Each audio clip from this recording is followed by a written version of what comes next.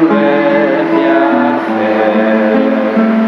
Onde houver erro, que eu leve a verdade. Onde houver desespero, que eu leve a esperança.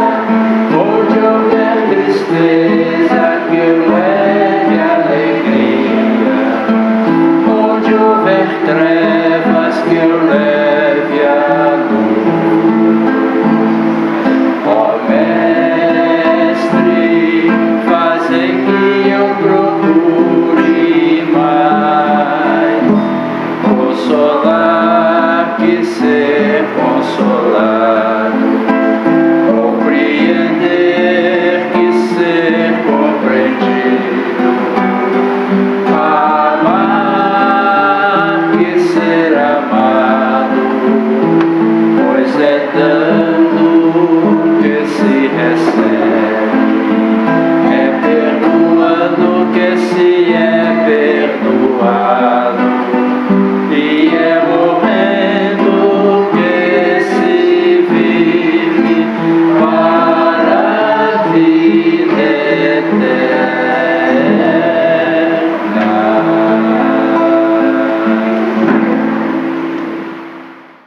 Muito bom dia. Muito calor, gente? Calor humano, né? Isso é bom para lembrar, porque a gente precisa de beber água, muita água. Olha lá, minha água está ali, ó, com um pouquinho de manjericão dentro, para ficar mais saborosa e mais nutritiva, né? Precisamos de uma água pura, água boa, no mínimo 2 litros de água por dia. Não descuidem da água. E graças a Deus estamos aqui mais uma vez nessa união, e hoje nosso irmão Mendes vai abordar o tema o Consolador Prometido, né? As promessas que Cristo fez para nós e que estão sendo cumpridas. Então a gente precisa ter essa certeza que se a gente está tentando caminhar nos passos dele, nós estamos sendo vigiados por ele. Não estamos sozinhos. Por mais que o mundo diga não para nós, tem um Cristo dizendo sim. Tem anjos e santos que estão se preparando para reencarnar, para fazer esse orbe ficar mais luminoso, numa vibração melhor. Nós teremos mais saúde, nós teremos mais conforto nos nossos corações, mais esperança. Então tudo isso está acontecendo, não é para amanhã. Isso já vem acontecendo, e a gente precisa abrir os olhos, estudar e ver tudo isso. Então vamos dar início aos nossos trabalhos, rogando o amparo de nosso Senhor Jesus Cristo, de nossa Mãe Santíssima, da espiritualidade da casa, o irmão Miramês e toda a equipe que trabalha com ele, dos nossos anjos guardiões que nos trouxeram aqui para essa confraternização, para essa hora de meditação, para que a gente receba as energias, os fluxos magnéticos e as bênçãos de Deus. Pai nosso que estais nos céus, santificado sejas teu santo e amado nome. Venha a nós ao vosso reino. Seja feita a tua vontade, assim na terra como em todo o espaço universal. Não nos deixes cair em tentações. Ajuda-nos a perdoar os nossos inimigos e nos dê o perdão na medida que a gente consiga essa compreensão. Dê forças para que a gente não desanime, não esmoreça e não pare no caminho. Senhor Jesus, Mestre amado, continue nos dando essa energia de amor e de paz, para que ela ressurja em nossos corações e brilhe cada vez mais, iluminando o nosso caminhar. Mãe Santíssima, com seu manto sagrado, sempre esteja nos abençoando. Sê conosco hoje, agora e sempre, que assim seja. Antes de passar a palavra para o nosso irmão, quero dizer que o atendimento fraterno está acontecendo na casa. Quem desejar o atendimento fraterno, o abraço de luz, de esperança, pode pedir essa bênção, pode pedir na portaria e marcar. Senhor Mendes, com a palavra.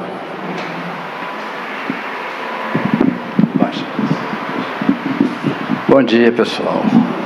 Que a paz do Mestre Jesus possa nos envolver a todos os corações e que possamos fazer um estudo agradável, um estudo que vai nos trazer consolo, vai nos trazer confiança e fé, fortalecer a nossa fé. Hoje o nosso tema é o Cristo Consolador, ou seja, o Consolador Prometido.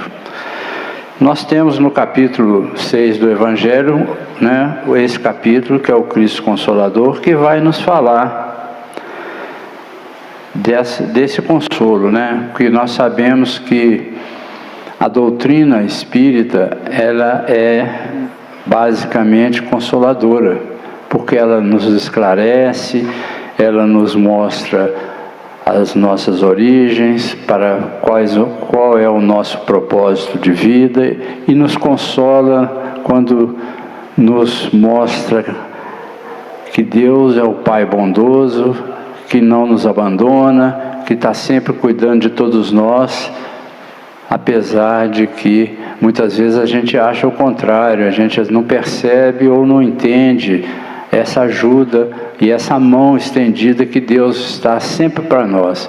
Mas a gente tem que ter certeza disso, porque Deus é um Pai que não abandona nenhum dos seus filhos. Tem uma questão no Livro dos Espíritos que Allan Kardec pergunta para a espiritualidade se Deus, na imensidão que é, Criador de todo esse universo, de todas as coisas, vai se preocupar comigo que sou uma criatura pequena nessa imensidão de universo. E a espiritualidade responde: Deus se ocupa de todos os seus filhos, não tem distinção, desde a pequena vida no fundo dos oceanos, até nós que somos a criação mais importante dele, que somos nós, os espíritos, que temos consciência, que temos inteligência, e que um dia estaremos do lado dele. Então, a gente não perder essa confiança. Então, o nosso tema, o Consolador Prometido, vem nos mostrar exatamente essa ajuda e esse motivo de fé que nós temos que ter. Deus, quando nos criou como espíritos lá no mundo espiritual, Ele não nos criou simplesmente, criou e colocou a gente para viver. Não. Sempre se preocupou com a criação dele, conosco. Então, para que nós nos tornássemos espíritos individual, um ser individual, passamos por milhões de fases, de anos, na preparação. Porque Deus quis que nós fôssemos perfeitos, como Ele. E que nós chegássemos a estar junto dele um dia, pelo nosso próprio esforço. Mas Ele nunca nos deixou abandonado, nunca nos deixou seguir por conta própria. Deus criou esse universo, Ele criou 2 elementos básicos. Criou o princípio material, que é o fluido cósmico, que nos envolve, que envolve todo o universo. E criou uma variação desse fluido cósmico, que é o princípio inteligente, que é o espírito inteligente, como é difícil de demonstrar como é um princípio inteligente. É uma inteligência que está envolvida nesse fluido cósmico. Então essa inteligência, ela começa a se desenvolver nos reinos da natureza, para que nós possamos mais tarde ter em nós todas as características necessárias para sobreviver, para viver, para caminhar sozinho. Então a gente começa lá no mineral, esse princípio, não existe espírito ainda, existe só um princípio inteligente. Então esse princípio inteligente, ele está lá no mineral, estagiando por milhões de anos, nas montanhas, nos oceanos, adquirindo as qualidades de agregação, de controle, de organização, que a gente pode ver aí os minerais. Se pegar um cristal, a gente olhar um cristal, a gente vê que existe uma organização, existe uma simetria, existe um trabalho de agregação ali. Então, essas experiências que esse princípio inteligente vai adquirindo nesse reino mineral. Em seguida, esse princípio inteligente vai estagiar no reino vegetal. Depois que ele adquiriu todas as experiências necessárias no reino mineral, ele passa a estagiar no reino vegetal. Sempre esse princípio inteligente associado à matéria, que é o fluido cósmico, o princípio material. Porque um não funciona sem o outro. O princípio material sem o fluido, sem o princípio inteligente, ele é inerte, inerte. E o princípio inteligente, sem uma matéria para ele se movimentar, ele também é inerte. Ele está lá envolvido lá no fluido cósmico universal.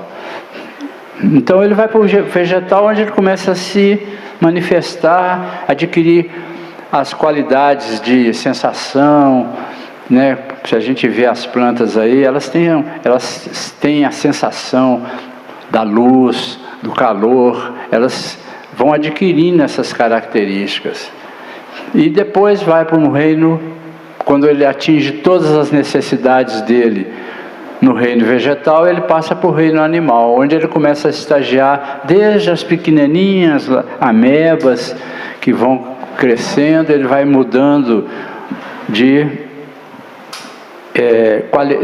espécie, vamos assim dizer. Em cada espécie no reino animal, ele vai adquirindo as qualidades, as experiências, até que ele chega num ponto do reino animal, onde ele já estagiou por animais que têm inteligências mais desenvolvidas, onde ele vai adquirir as qualidades e as características de preservação da vida, onde ele vai aprender a se movimentar, e ele vai adquirindo essas sensações todas, porque ele tá sempre nos átomos ali, envolvido nos átomos das constituições físicas que a matéria promove lá no reino animal, né? A gente ele está animando lá uma ameba, depois ele vai para um inseto e passa lá pelo cachorrinho e vai até o ser mais que tem a inteligência mais desenvolvida dos animais.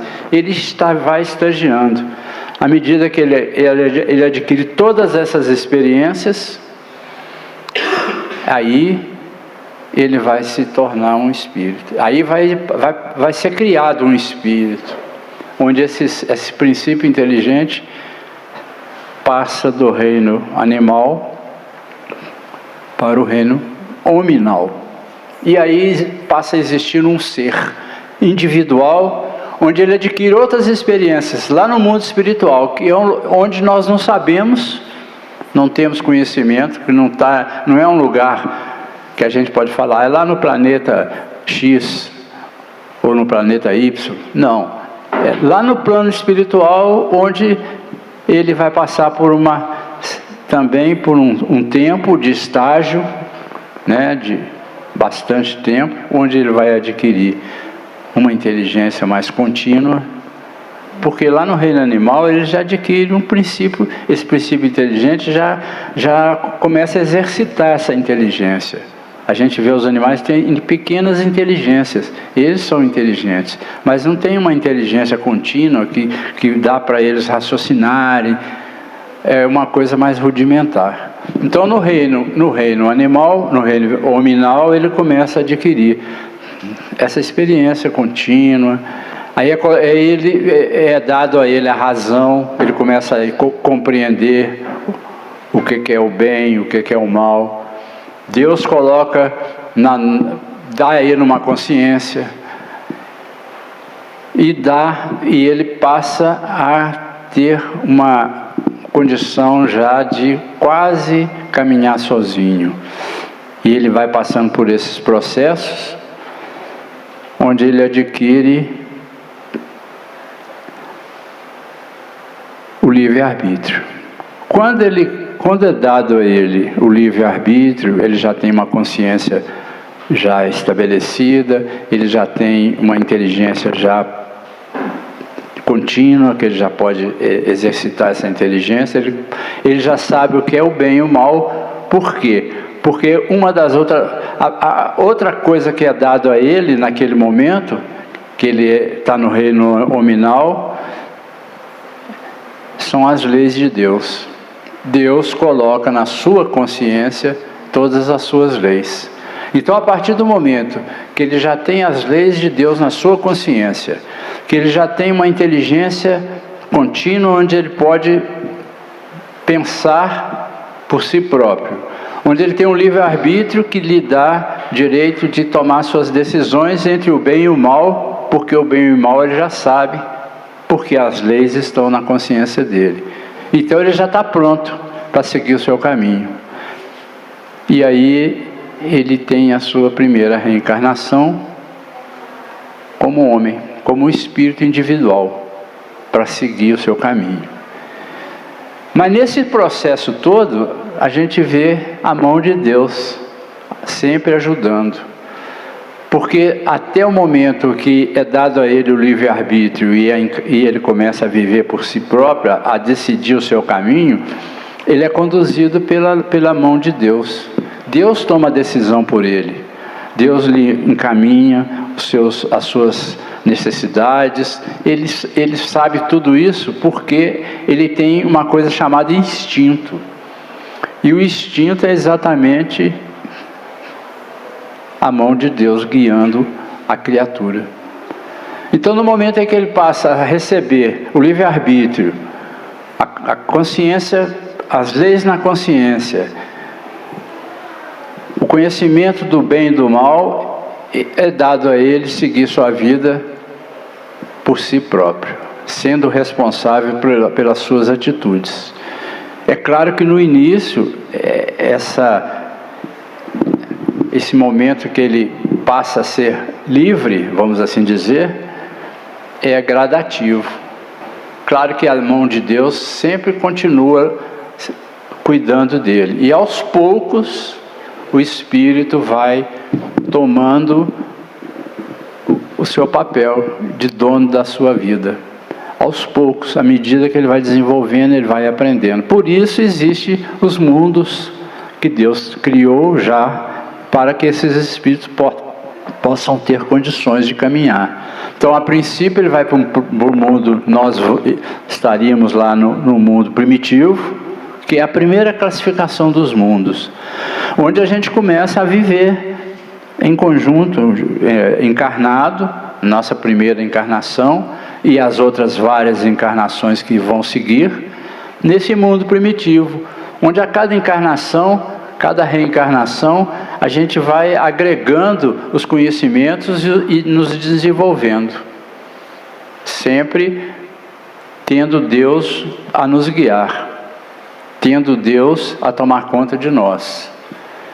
E a gente vai galgando os degraus da evolução gradativamente, devagar, aprendendo. E nesse momento que nós somos donos do nosso livre-arbítrio, nós vamos adquirindo também, vamos ferindo essa lei divina. a gente vai adquirindo os nossos pequenos débitos e que ressarciremos a natureza no momento adequado, quando nós já estivermos conscientes do erro que cometemos, dos erros, conscientes do caminho adequado a seguir, nós vamos pagando as nossas dívidas, a prestação, naturalmente, sem sofrimento, porque o sofrimento é uma alternativa, porque nós podemos caminhar pelo amor ou pela dor. Então depende de cada um. Mas a mão de Deus estará lá sempre estendida para nós. Então nesse processo todo, Deus vem mandando ajuda para o homem. Então vamos partir agora do homem encarnado. Deus mandou sempre alguém inspirado por Ele para nos fazer recordar essa lei que está na nossa consciência. Porque essa lei a gente muitas vezes esquece dela, ela está adormecida. A gente esquece e começa a ser envolvido pelas energias do mundo material, porque nós estamos no mundo material encarnado. E essas energias do mundo material é uma energia forte, poderosa, atrativa, e a gente vai esquecendo as leis que estão na nossa consciência. Por isso Deus vem mandando os lembretes para nós. Então Ele vem mandando, a princípio, manda os profetas que vieram sempre transmitir à humanidade, né, nos locais onde estão inseridos, o bom caminho, o bom proceder.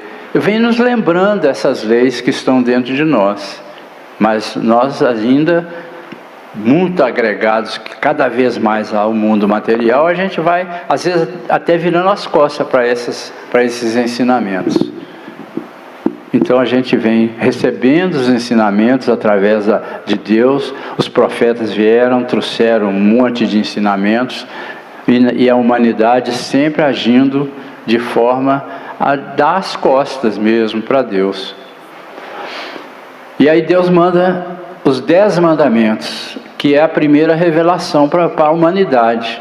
Ele mandou, os Espíritos trouxeram para Moisés. Moisés reencarnou com essa missão de pegar aquele povo, que naquela época era a humanidade, vamos assim dizer. O povo hebreu, que estava lá escravizado pelos egípcios, tirar aquele povo da escravidão e mostrar para eles claramente as leis divinas, que são imutáveis e que servem para todo o universo. Aí deu os 10 mandamentos. Essa é a primeira revelação divina à humanidade. Mas, junto aos 10 mandamentos, Moisés viu a necessidade de criar novas leis, as leis civis, as leis humanas, para poder fazer com que o povo cumprisse as leis divinas. Porque o povo naquela época era bárbaro. Podemos dizer que éramos praticamente nós mesmos que estávamos lá no processo inicial de criação. A gente era bárbaro, a gente não tinha amor no coração, nem existia essa palavra no vocabulário, vamos assim dizer. Não tinha nem vocabulário direito.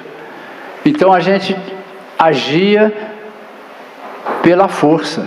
Era como a gente tinha saído do primitivismo. A gente já estava num mundo de segundo plano, que era um mundo de expiação e provas, onde a gente começa a resgatar as nossas dívidas e a continuar caminhando. Então, Moisés precisou de criar a lei da justiça. Então, aquela época de Moisés era a época da justiça, onde as suas leis eram rígidas, onde o Deus que Moisés pregava para nós não era esse Deus de amor que hoje a gente tem entendimento, mas um Deus que punia, que castigava, para que o povo tivesse medo de fazer as coisas erradas, para que o povo pudesse pensar um pouco nessa lei, naquelas 10 leis que ele apresentou para eles. Mas eram forçados a seguir, porque só assim seriam domados, porque era um povo que não tinha ainda nenhum entendimento. Aquela era a primeira revelação de Deus, que seria o caminho a ser seguido. E aí foi caminhando a humanidade. Os profetas, aí vieram, os hebreus foram o povo escolhido, porque eles tinham já um certo entendimento. Porque como que foi isso? Nós fomos criados simples e ignorantes, e simples e ignorante, para começar a caminhar, é uma coisa muito difícil. Nós não sabíamos de nada. A gente vivia num mundo que Deus nos dava tudo, sem trabalho nenhum, sem responsabilidade nenhuma. O dia que nós recebemos o livre-arbítrio e tivemos já condições de caminhar por conta própria, é como é a história de Adão e Eva. Nós fomos excluídos do paraíso. Viemos para o mundo para poder aprender a caminhar por conta própria, sozinhos. Então é difícil. Então vieram outros espíritos já mais adiantados para nos ajudar. Aí encarnaram alguns milhões de espíritos de outro planeta, né, do planeta Capela, que era um planeta mais antigo, que esses espíritos já tinham um desenvolvimento tecnológico, um desenvolvimento intelectual bem mais avançado, muito avançado, mas que ainda não tinham desenvolvido o seu aspecto moral. Então eram cientistas, mas de moral que deixava muito a desejar. Eram espíritos inteligentes, mas que não tinham uma moral desenvolvida. Porque o espírito, nós temos a asa para que a gente seja um espírito perfeito, nós temos as duas asas, o do conhecimento e a da moralidade. Nós temos que fazer com que essas duas asas sejam equilibradas. Mas a gente desenvolve muito o conhecimento e a asa da moral, ela fica mais caída. A gente não desenvolve ela tanto quanto a outra. Por isso é que acontece que a gente passa por esses processos. Então esses espíritos que vieram nos ajudar eram espíritos inteligentes, já desenvolvidos, mas de moral bastante baixa, pouco desenvolvida. Por isso estavam merecendo ser banidos, vamos assim dizer, do planeta em que existiam, que eles moravam, para a Terra, para o nosso convívio, com a missão de nos ajudar a caminhar. Porque, como eu disse, simples e ignorante para começar a andar sozinho era difícil. Então vieram esses espíritos, reencarnaram no meio de nós, para, fazendo essa mistura, nos mostrássemos os caminhos, como que a gente começava a caminhar. E assim começou o nosso desenvolvimento. Ajuda divina. Porque esses espíritos, eles estavam num planeta que estava desenvolvido. Então, moralmente, eles não tinham condição de ficar lá mais. Eles eram renitentes na dificuldade, no erro, na falta de moralidade. Então o planeta já não comportavam eles. Não, meus amigos, vocês não podem ficar aqui mais. Vão lá para o outro planeta para vocês. Vocês vão se redimir no outro planeta quando vocês começarem a ajudar aquela nova humanidade a caminhar. Então eles misturaram conosco, que era o povo ariano, que eram os alemães, o povo ocidental, né, os chineses, o povo egípcio e o povo hebreu. Desses quatro povos, o povo hebreu é o que já acreditava em um Deus único, que já tinha condições de pensar em conformidade com o cristianismo, que viria mais tarde. Por isso foi o povo escolhido. Os outros adoravam Deus de ouro, Deus de madeira, né, estátuas, e não tinham essa concepção do Deus único, né? Então o povo hebreu era o mais indicado a ser o propagador da doutrina do cristianismo, do evangelho do Cristo.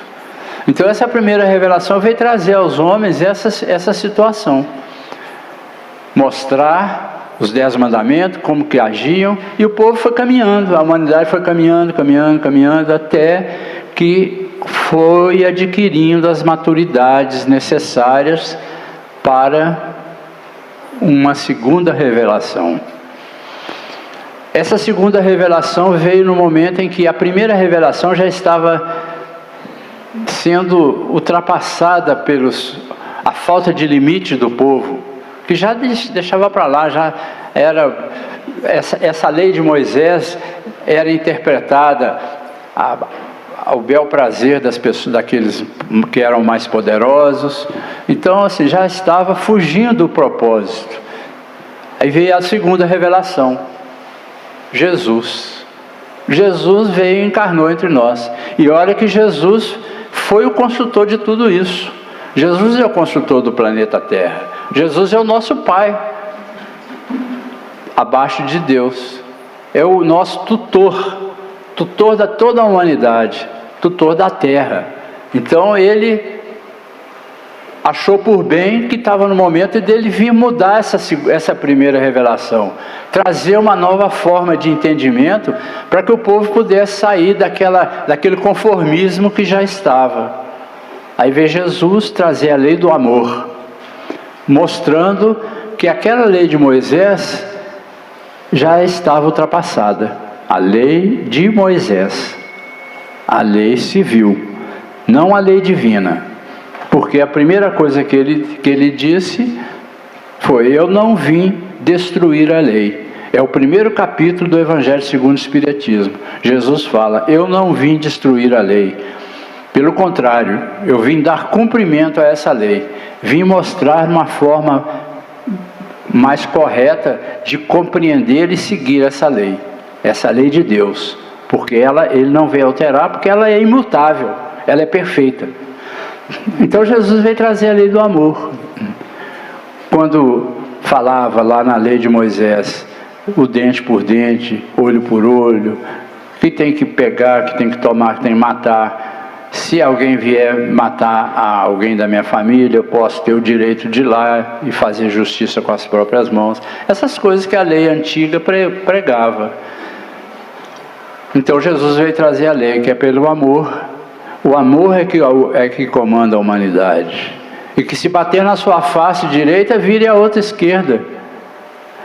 Se alguém lhe tomar a sua túnica, dê-lhe também o manto. Que nós precisamos de amar o nosso próximo. Se você quiser ser grande no reino de Deus, que seja um pequenino entre os homens. Essas coisas que Jesus veio pregar. A segunda revelação. E essa lei, e essa fala de Jesus, ela mexeu com todo mundo, porque mudou completamente o rumo dos costumes, o rumo de como as pessoas deveriam seguir. E incomodou muita gente, por isso aconteceu que ele foi preso, né? Foi como nós sabemos da história de Jesus. Mas ele foi a nossa segunda revelação. Porque o povo já estava mais em maturidade, já estava mais desenvolvido. Mas ele não disse tudo que precisava ser dito. Porque apesar da maturidade da humanidade naquela época,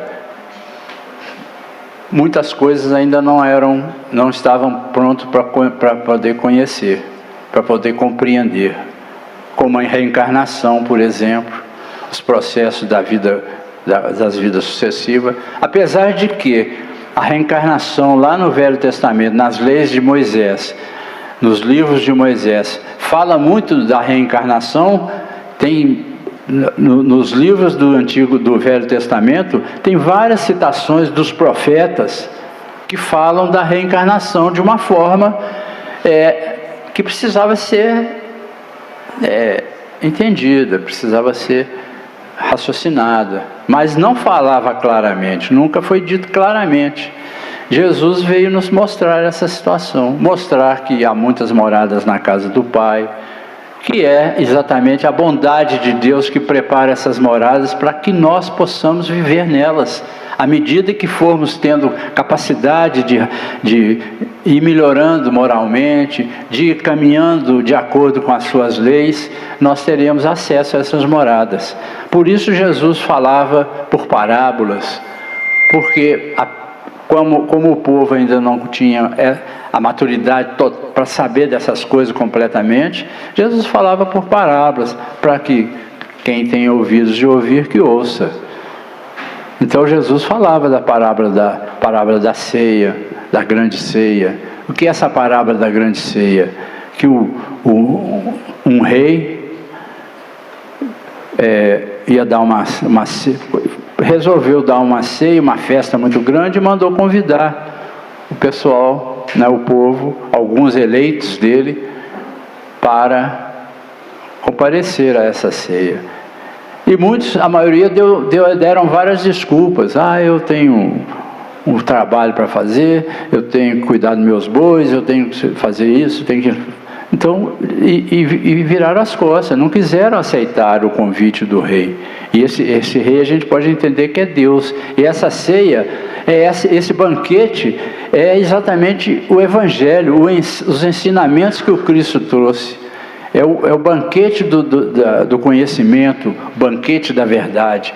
E as pessoas viraram as costas, como a humanidade. Não, eu não vou à igreja, não. Eu prefiro ir lá para o clube nadar um pouco, vou brincar, vou participar de uma festa. Então, assim, é uma humanidade virando as costas para esse banquete de conhecimento. Então, Jesus vem falando essas parábolas porque o povo ainda não tinha o conhecimento necessário. Bom, mas Jesus, quando já sabia de tudo que ia acontecer com ele. É claro que ele sabia. Esse é um planejamento. Foi um planejamento espiritual para o desenvolvimento da humanidade em termos espirituais. Então Jesus, sabendo já que já estava chegando a sua hora, depois de todo o trabalho que fez nesses 3 anos de pregação, que ele trouxe o Evangelho, trouxe os exemplos, que ele viveu o Evangelho, ele disse aos seus discípulos... Tá, obrigado.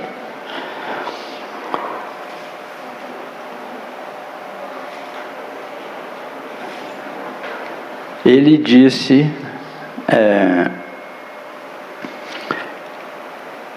na última ceia, ele falou assim, lá em João capítulo 14, de 15 a 17: se me amais, guardai os meus mandamentos, e eu rogarei ao meu Pai, e ele vos enviará outro Consolador. Então Jesus falando para os discípulos: outro Consolador, a fim de que fique eternamente convosco, o Espírito de verdade, que o mundo não pode receber, porque não o vê e absolutamente não o conhece. Mas, quanto a vós, conhecê-lo-eis, porque ficará convosco e estará em vós.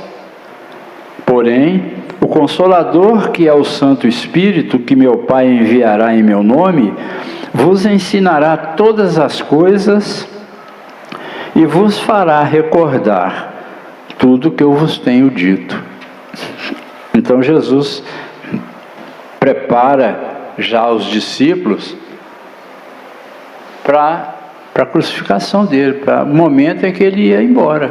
Ele já ia largar os discípulos para que eles cuidassem de continuar o trabalho.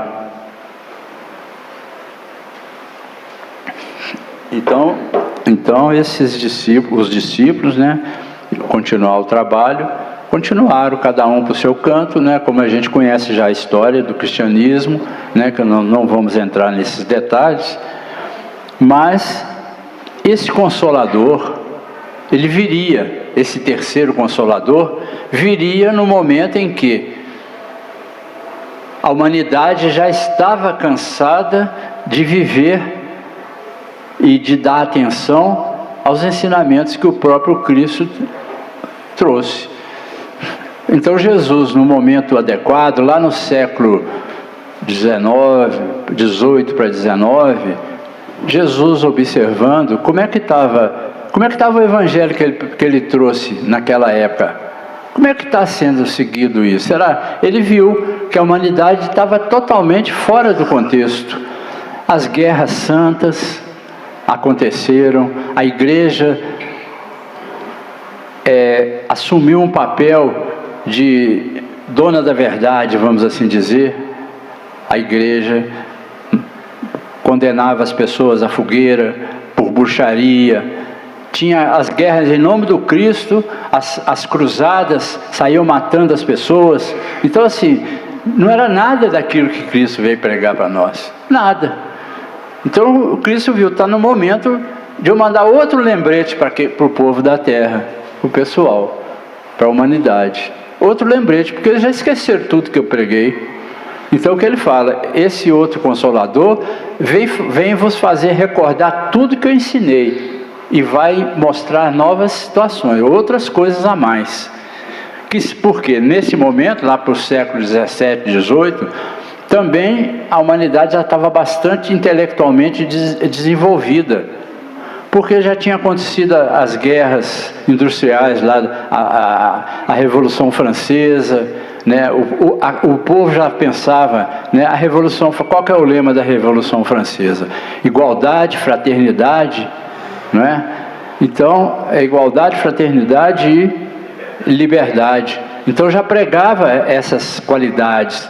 Então a mente do povo já estava se envolvendo e já no momento de uma mudança de propósito. Então já foram, né, veio Napoleão com o propósito de fazer um trabalho, né?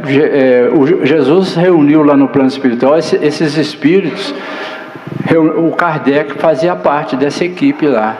Então, Napoleão veio com o objetivo de desenvolver, fazer o desenvolvimento da França, essa revolução industrial que aconteceu todo.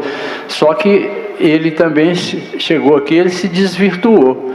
Ele fez o trabalho mais ou menos que precisava fazer, mas ele desvirtuou um pouco a missão dele. Mas outros vieram, então já estava no momento de trazer uma ideia diferente. Uma ideia que não era mais, era a ideia do Cristo com esclarecimento mais amplo daquilo que ele veio, que ele não disse lá na época que ele estava encarnado, daquilo que ele disse velado nas parábolas. Era um momento de esclarecimento mais claro, mais amplo, vamos assim dizer.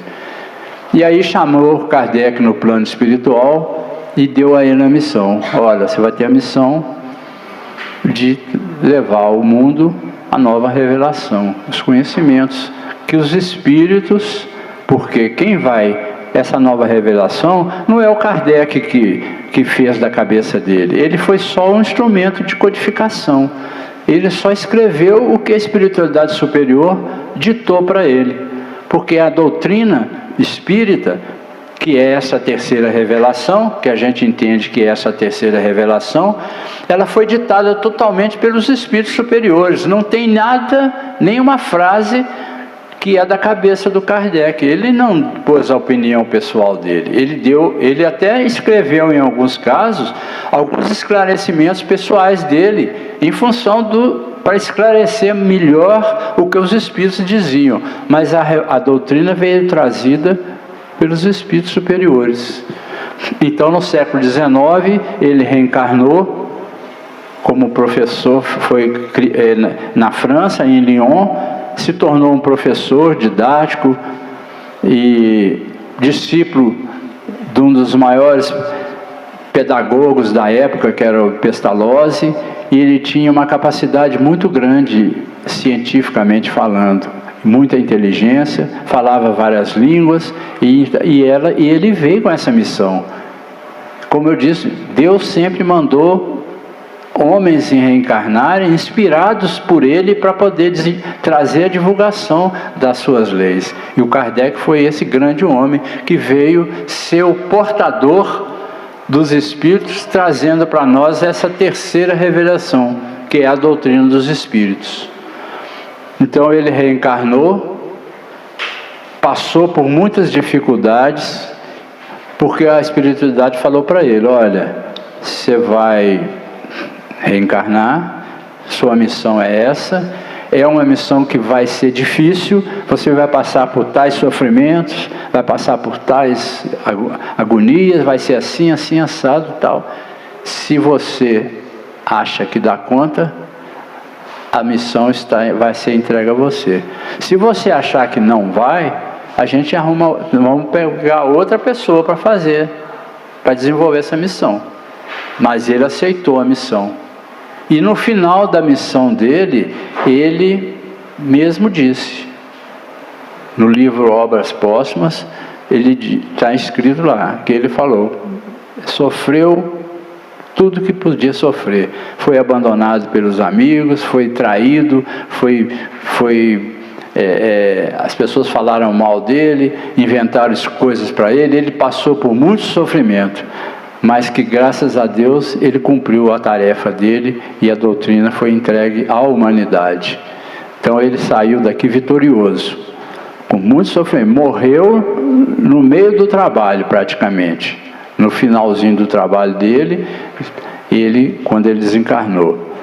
Ele desencarnou no dia que ele ia inaugurar uma livraria espírita lá na França, que essa livraria espírita não era uma livraria só de vender livros, era um local onde as pessoas que adotavam a doutrina espírita tinham para se reuniam para poder discutir as coisas, para poder estudar. Então era uma grande obra que ele trabalhou durante o processo dele, ele foi construindo aos poucos, e no dia da inauguração, lá na França, ele morreu, ele desencarnou. E quem fez a inauguração foi a esposa dele, que sempre estava do lado dele, ajudando ele em tudo. Então o corpo dele estava lá para ser velado, e ela foi lá fazer a inauguração, inaugurou a livraria, fez todo o processo que precisava, passou por todas aquelas situações como é uma festa, né, de inauguração, apresentação, e depois ela foi para o velório do marido, que era o Kardec, que estava lá desencarnado já. Então foi assim que aconteceu. Então o Kardec, voltando lá nas obras dele, no ano de 1857, ele reuniu todos os ensinamentos que os Espíritos trouxeram para ele e publicou o Livro dos Espíritos. Um livro dividido em 4 partes, onde ele traz informação no formato de perguntas e respostas, que todos vocês já conhecem o Livro dos Espíritos, a respeito de tudo praticamente. Tem a primeira parte do Livro dos Espíritos que fala da criação de Deus, fala da criação dos Espíritos, os princípios da doutrina, uma explicação, né, que os Espíritos trouxeram sobre o Espírito. A segunda parte fala sobre o mundo espiritual. E cada uma dessas partes gerou um outro livro, né? Então a terceira parte vai falar sobre a comunicação dos espíritos, como que eles se comunicam conosco, a possibilidade da mediunidade.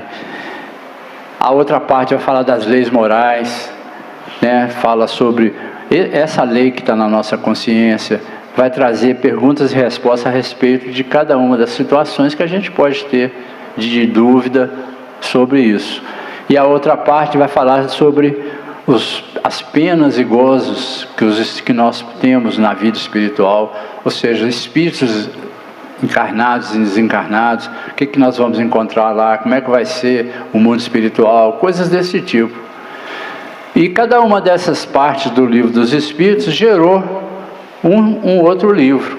O segundo livro, a partir do terceiro livro do Livro dos Espíritos, foi o Livro dos Médiuns, o segundo livro, em 1861, que trata da comunicação dos espíritos, da vida espiritual em harmonia com a vida material.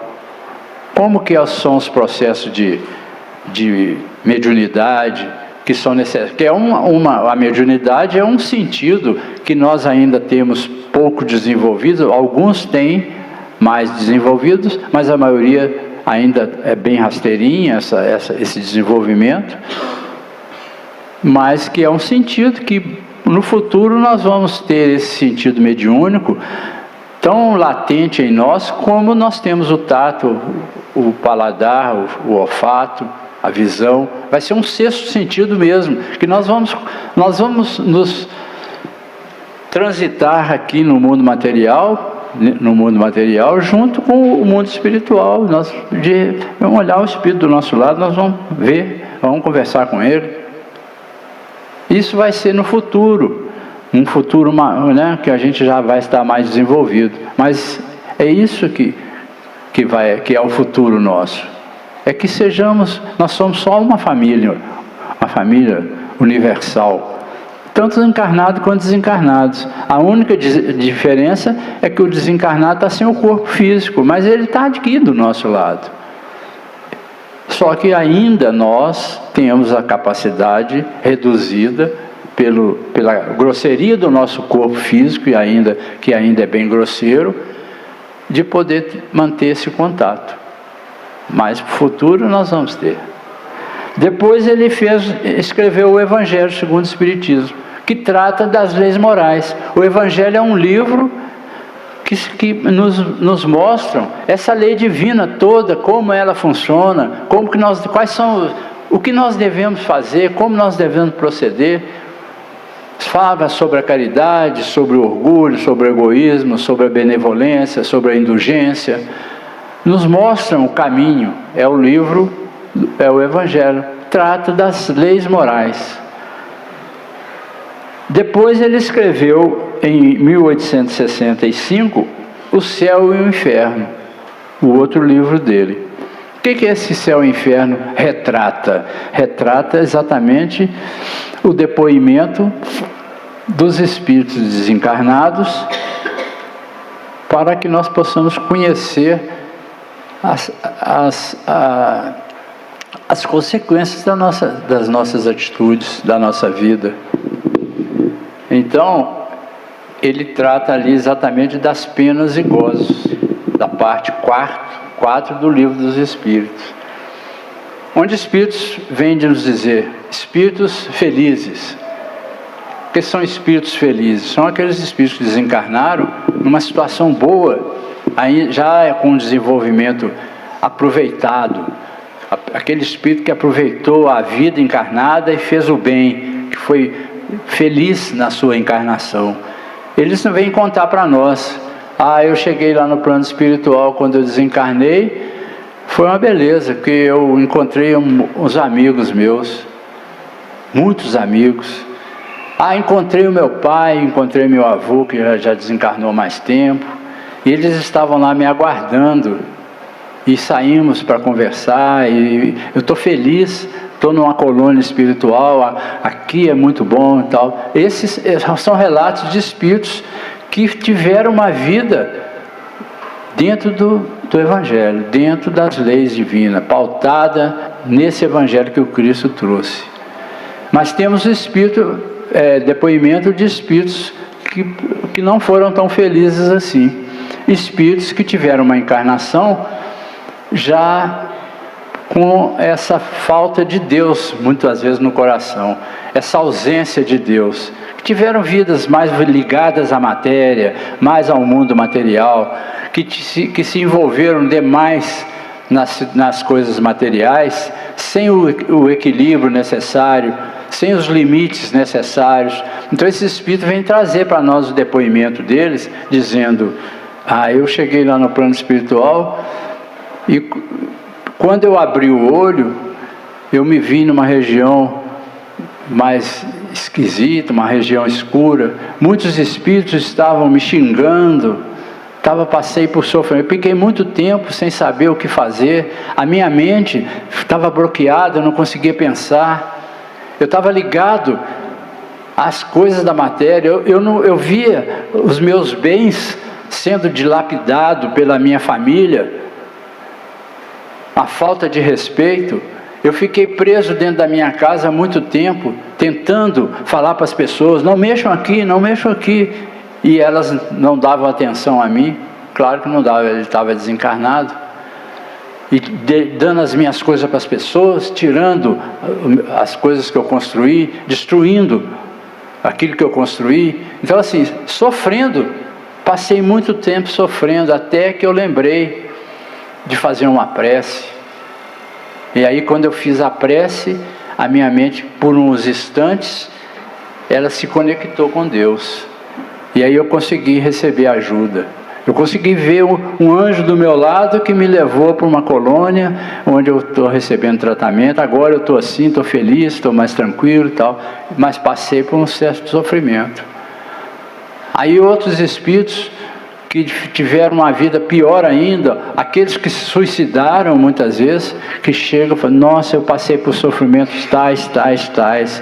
Eu suicidei, tirei a minha vida, achando que ia resolver o meu problema. Pequei contra Deus, fui contra as suas leis, porque só Deus pode tirar a vida, foi só Ele que criou, só Ele pode tirar. Então eu achei que ia acabar meu sofrimento quando eu tirasse a minha vida, e pelo contrário, eu cheguei lá com os mesmos sofrimentos, acrescidos do sofrimento do ato de eu ter tirado a minha vida. Então eu tinha fluido vital no meu corpo para viver 60 anos, eu tirei minha vida quando eu tinha 40. Então os 20 anos eu passei sofrendo, vendo a cena do meu suicídio acontecer no dia a dia na minha mente. Eu fiquei preso a essas lembranças durante esse período de tantos anos, até que eu consegui ser resgatado pelos irmãos que ali estavam me ajudando, e fui para para uma situação melhor. Porque Deus, como o Pai bondoso que é, está sempre nos ajudando, mesmo lá nas regiões de sofrimento. Não nos abandona. A nossa mente, que muitas vezes não está conectada com Ele. Se nós não estamos sintonizados na sintonia dEle, nós não podemos receber ajuda, porque eu não consigo ver essa ajuda. Porque a sintonia mental é como uma faixa de rádio. Se você não sintonizar na rádio certa, você não consegue ouvir. Assim é a nossa sintonia mental no mundo espiritual. Nós temos que estar sintonizados num plano que a gente possa estar bem. Se nós estamos numa sintonia muito baixa, no nosso sofrimento, no nosso apego material, nosso apego às pessoas, porque o apego é uma das coisas que mais nos prejudica. Tem um apego material, apego às pessoas, apego às coisas, às ideias. Então esses apegos nos fazem ficar presos a essas ideias lá no plano espiritual. E a gente não consegue fazer com que o nosso pensamentos saia para ver outras coisas, porque fica preso. Por isso a gente tem que ter equilíbrio na vida. Nós temos que utilizar a matéria, porque nós estamos encarnados no mundo material, mas vamos utilizá-la dentro do equilíbrio, com certo bom senso. Ela está aí para a gente viver, para que nós possamos utilizá-la na criação de coisas boas, né? Nós não temos que sofrer. Ela está aí para a gente ter vida boa mesmo, para a gente, nós temos que ter uma casa, a gente ter um carro, porque por isso existe. Se fosse ruim, Deus não permitia que existisse. Deus jamais ia permitir que o homem criasse coisas ruins. E Ele jamais criaria coisas ruins. Se Ele criou a nossa inteligência, nos deu condições de progresso, de construir coisas para o nosso conforto, nós temos que utilizar. Mas dentro no limite do bom senso. Nós não podemos passar a matéria na frente do Espírito, porque o Espírito é que é o real. A nossa vida é espiritual. Essa vida material é um momento que nós estamos passando, porque a vida ela é infinita. Nós fomos criados em um determinado momento e agora nós vamos caminhar eternamente. Em alguns momentos nós vamos desviar desse caminho e entrar no mundo material. Depois voltaremos para a nossa vida espiritual e vamos vivendo. Em outros momentos nós voltamos para o mundo material. Por quê? Porque as reencarnações, elas são necessárias para que nós possamos aprimorar as nossas virtudes. As virtudes nós temos que aprimorar em contato com o outro. Porque as virtudes, a lei divina nos mostra que é esse contato, essa vida como irmãos que somos em humanidade. Então nós temos que ser irmão fraterno do outro. Nós não podemos nos colocar no primeiro lugar. Jesus foi convidado para um jantar, ou um lanche, ou fazer uma refeição na casa lá de um fariseu. E quando ele chegou, ele viu que as pessoas corriam para sentar nos lugares melhores. Os espertinhos saíam correndo para pegar o primeiro lugar lá, a cadeirinha melhor, lá perto do dono. Porque como eram essas festas? Como que eram essas festas? As festas lá que tinham lá, os jantares, a pessoa queria aparecer para os poderosos, né? Então ele tinha uma mesa comprida, onde lá na cabeceira da mesa ficava o dono da festa. E do lado dele esquerdo e do lado direito, ia sentando por ordem vamos assim dizer, de mais poder, sentou o governador com a esposa, ali vão sentando os poderosos ali, e a galera dos menos poderosos vão chegando para cá, até o final da mesa aqui. Então, em volta dele ficava os bons, né? Então as pessoas corriam para poder sentar lá perto da cabeceira lá, achar os primeiros lugares.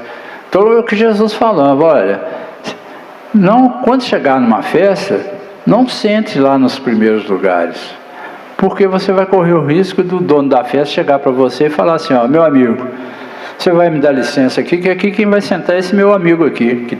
Você vai lá para frente e você vai sair constrangido do lugar que sentou. Então, portanto, quando chegares, não sente nos primeiros lugares, sente nos últimos, que você vai chegar nos últimos lugares. O dono da festa pode chegar lá para você e falar assim: meu amigo, venha para mim, vamos sentar lá perto de mim, e você vai ficar muito mais feliz com isso. Então é o que ele fala, a parábola dos primeiros lugares. Então é isso, é o que nós temos que ter em mente, a humildade. Então nós estamos, essa revelação que é a doutrina dos Espíritos, vem nos mostrar tudo isso, vem nos mostrar esse caminho de forma explicada, de forma clara, de forma bem esclarecida, sobre a reencarnação, sobre essas vidas sucessivas. Então nós vamos vir aqui em momentos e voltar para o plano espiritual, porque lá é realmente nossa pátria. Nós somos espíritos e vivemos no mundo espiritual. É claro que nós não temos uma ideia de como é a vida lá. A gente pensa que a gente chegar lá, a gente não vai ter as coisas que a gente tem aqui. Eu gosto daqui porque eu tenho meu carrão, eu tenho minha casa confortável, eu tenho lá meus amigos. Mas lá no mundo espiritual nós temos uma família espiritual também, muitos amigos. E tudo que tem aqui é cópia de lá. Não é privilégio do mundo material. Não. Tudo que existe no mundo material é uma cópia bastante imperfeita do mundo espiritual. Então nós podemos ter certeza que quando nós chegarmos lá no mundo espiritual, essa sensação da matéria, que isso aqui que é bom e importante, isso vai cessar. Nós vamos parar de pensar nisso. Nós vamos seguir a nossa vida espiritual. Vamos ter muitos amigos, vamos fazer as nossas festas lá, sempre com fraternidade, tudo vai ser uma vida fraterna. Esse é o caminho. E os espíritos, quanto mais elevados eles são, quanto mais superiores eles são, mais a felicidade deles maior é essa de estar ajudando a todos nós aqui embaixo. Essa é a felicidade. Não é a nossa felicidade aqui, que é ter carro, ter casa bonita, não. A felicidade é de estarmos ajudando o outro. A nossa felicidade é de ver o outro feliz. Essa que é a felicidade real. Eu sou feliz quando eu vejo que o meu irmão é feliz também. E se eu vejo que ele está ainda com algum problema, e se eu puder ajudar, eu vou fazer o possível. Nem que eu tire o meu e dou para ele, para que ele seja feliz. Então ele é mais importante do que eu. O meu irmão é mais importante do que eu. Essa é a ideia do cristianismo. Por isso, essa terceira revelação veio modificar em muito as ideias antigas. Como Jesus modificou em muito as ideias de Moisés. Então, essa é o esclarecimento dessa terceira revelação, que é o Consolador. A doutrina dos Espíritos é uma doutrina consoladora, porque nos mostra de onde viemos, qual o nosso objetivo, para onde iremos, e nos dá as ferramentas para que nós possamos caminhar e chegar nessas paragens felizes que estão destinadas a nós. Porque Jesus mesmo disse: eu me vou, mas vou preparar o lugar para vocês. E o lugar são esses mundos maravilhosos que tem acima da terra aí, que está pronto para nós chegarmos lá. A festa de banquete está pronta, as mesas estão lá toda pronta para nós irmos lá participar. Mas nós precisamos de estar em condições para chegar lá. E essa doutrina, essas condições a doutrina nos dá. Obrigado a vocês pela atenção. E se eu falei muito, vocês me desculpem. Jesus nos abençoe. Se você continuar falando, pode falar.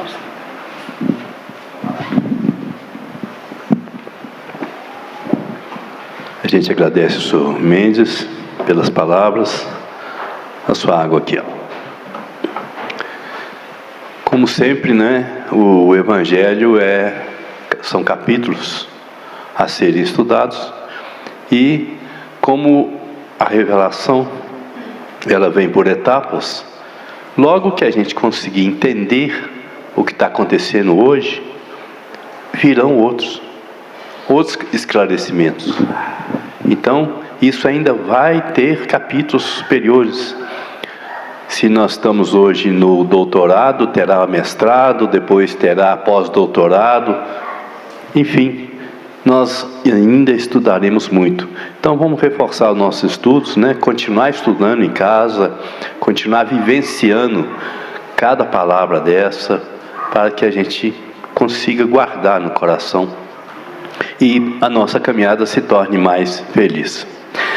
Gente, eu quero aqui alguns lembretes. O primeiro deles é a nossa campanha de cestas básicas permanente. A gente tem certos meses que a gente não consegue arrecadar quantidades certas para atender todas as famílias. Nós estamos precisando de arroz, açúcar, leite, óleo, farinha de mandioca e sabonete. E quem puder trazer durante as reuniões, nas segundas, quartas e domingos, pode deixar a doação aqui, tá? Quem quiser doar em dinheiro para esse trabalho, para essa continuidade, é usar o Pix da Fraternidade, que é o CNPJ. Tem no site, tem no site, tem aqui na portaria, tá? Vocês podem anotar. Também relembrar do atendimento fraterno. Todo domingo, a gente está tendo aqui o atendimento fraterno, segundas, quartas e domingos, durante a reunião pública. E a orientação espiritual às quartas-feiras, viu? Quem quiser pedir uma orientação espiritual, um receituário, são as quartas-feiras. Chega, deixa o nome na recepção e aguarda aqui durante a reunião. E um convite aqui, a gente está sempre fazendo um evento. Esses eventos têm por objetivos promover fundos para as nossas despesas normais, que são água e luz, alimento para os cachorrinhos, manutenção da casa, né? Estraga uma fechadura, queima uma lâmpada, enfim, esses eventos. E eles servem também de uma coisa bacana, que é confraternização, sem ser essa aqui que a gente faz estudando. Um local que a gente vai encontrar e conversar, assuntos diversos, um conhecer melhor o outro. Então, levar a família, essa é a importância. Vai acontecer no sábado, dia 20 de abril, na Escola Municipal José Ovídio Guerra, a entrada é pela rua Norberto Maia. O endereço é Norberto Maia 471, Eldorado. Os ingressos na biblioteca ou pelo Simpla. Simpla é ingresso comprado pela internet. Adulto R$30, crianças de 6 a 10 anos R$15 e abaixo de 5 não pagam. O refrigerante e a água é por conta por nossa conta. Então aqui está em prol da continuidade das obras da casa, tá? Outra coisa importante é o seguinte. O pessoal tem sempre pedido, é importante a gente relembrar que nós temos a pré-mocidade no domingo. Então, fazer uma forcinha de trazer o filho pré-adolescente para começar a clarear na mente dele o Evangelho, né? Isso é importante. É importante até para a tranquilidade do nosso coração no futuro. Quando a gente passa o Evangelho para o filho, consegue passar, ele vai carregar isso aí nos passos dele. Então, um tropeço grande dele lá na frente, às vezes ele vai lembrar e não vai desesperar, não vai fazer uma besteira, não vai fazer uma loucura. Gente, isso é importante. Não só por eles, por nós. Porque o exemplo que vamos passar para eles, eles vão passar para os filhos deles. E quem sabe nós vamos reencarnar como netos deles? Nós não sabemos. Então, tudo que a gente puder preparar os nossos filhos hoje para um crescimento elevado psicologicamente e um coração mais carregado e iluminado no caminho do Cristo, melhor para nós mesmos, né? Então, convidem vossos filhos para pré-adolescência, né? Para pré-mocidade. No domingo aqui tem a pré-mocidade, então tragam-os, façam esse trabalho por nós todos, né? No mais é agradecer, só agradecer, porque por tudo que está se passando no planeta, nós só temos que agradecer. Pandemias que vem e nos pegam. Essa semana eu tive bravo, vence, passa, deixa uma lição, nos estimula a sermos melhores. Eu falei da água na entrada, água importantíssima em todas essas pandemias, em todas as doenças, principalmente uma água mais pura, sem cloro, sem flúor, né? Então, vamos agradecer. Logo após a prece, teremos aqui o passe. Ave Maria, cheia sois de graça, o Senhor é convosco. Bendito sois vós entre as mulheres, e bendito é o fruto de vosso ventre, Jesus. Santa Maria, Mãe de Jesus, rogue a Deus por nós, os pecadores, agora e na hora de nossa passagem. Que assim seja. Muita paz a todos.